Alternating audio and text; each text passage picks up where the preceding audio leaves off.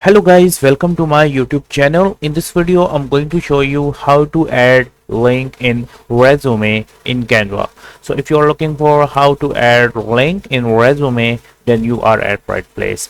So how you can do it, simply you have to select the link you want to add and simply then click here, and then here you have to go towards link.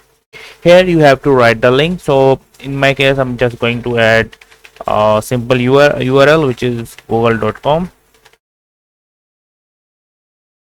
okay, and then I'm going to click on done.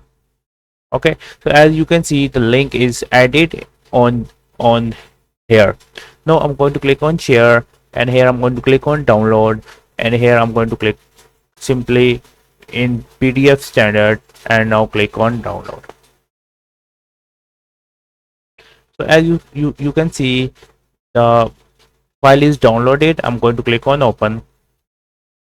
Now you can see, if I go here, if I click on this link, it will be automatically go to the Google. So in this way you can add link in resume in Canva. Hope you like this little tutorial. Feel free to subscribe to my channel, and if you have any question, ask me in the comment section. Thanks for watching. Bye bye.